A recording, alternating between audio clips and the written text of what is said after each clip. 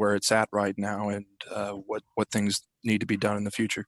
Well, we got an open date. We'll look at the things that we need to get fixed, like we always do. We're working on getting fixed. We got to play with consistency. Obviously, we got to get better at a lot of things. Ed Wilson-Alexander from The Advocate. There seems to be a pretty clear correlation between y'all being able to win football games when you run the football effectively and losing when y'all aren't able to do so. What's behind that? Why are we all struggling to do that today? Well, we couldn't. You asked me why we couldn't run the ball. Is that what you asked me? And we tried. We couldn't block those guys. And I saw other people block their fronts. I really was surprised that we couldn't block them. I thought we could run the football. I was worried about our pass protection a little bit. I thought we needed to chip a little more and give the left tackle a little bit more help. I knew they were good pass rushers, but I was really surprised that we couldn't run the football. Hey, Ed Brooks again from The Advocate. With TJ Finley in this game, what did you see from him early? And, did you consider maybe Max earlier or were you just kind of like letting him work through some of those things? He played so well last week. There was a couple of throws that could have went either way. The receiver should have caught it. One was behind.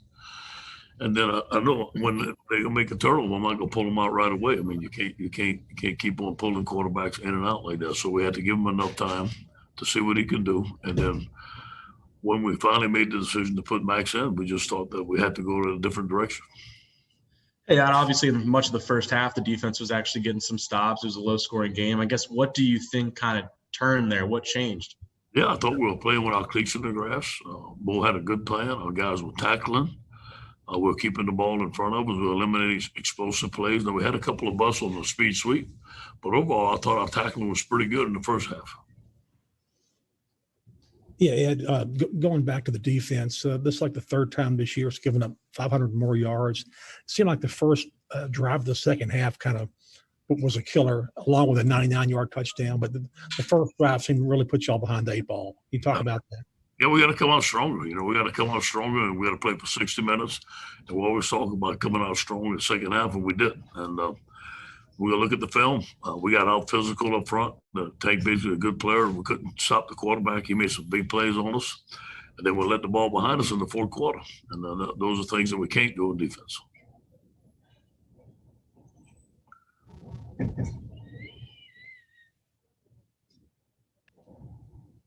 Go ahead. Oh, sorry. Hey, Coach, you mentioned Max, coming in there in the second half. I mean, see, I guess, kind of this battle kind of going over the next couple of weeks. Is there? Well, we have to look at it. We have Myles our starting quarterback. That's clear.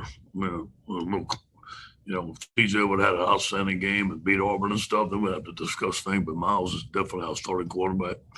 These guys are two young freshmen. They're going to be inconsistent because they're freshmen. But you know what?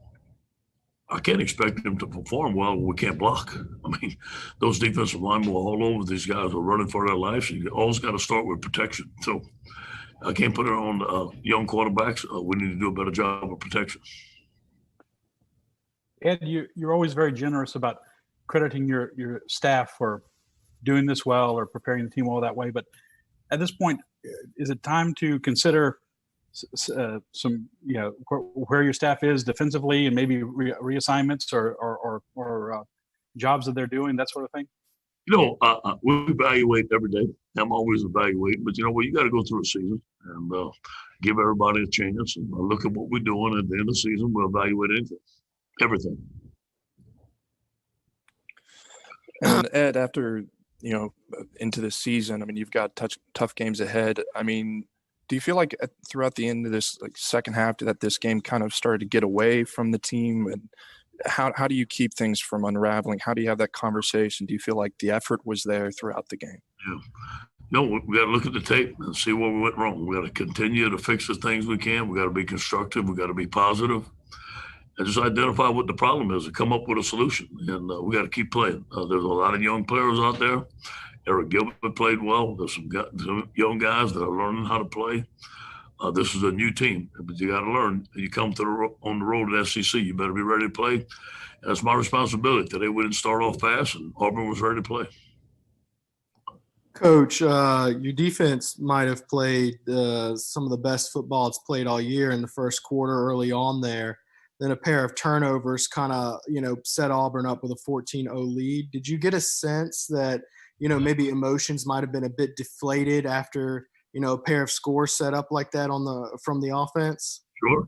I mean, they're playing well, and all of a sudden we give up 2 touchdowns on offense, and that deflated those guys a little bit. It shouldn't. It shouldn't. We got to be mentally tough not to let that happen, but I do believe that happened today. And Ed, back in that first, and back in the first half, I mean, you guys went forward on 4th on your own 35, even after a timeout. What were you sensing at that game, and why you felt you needed to go there? We didn't go for it. It's called polo. We didn't go for it. What we did, we drew them off sides. Oh, okay. It wasn't a play. It was to draw them off sides. In fact, I thought it was a great call.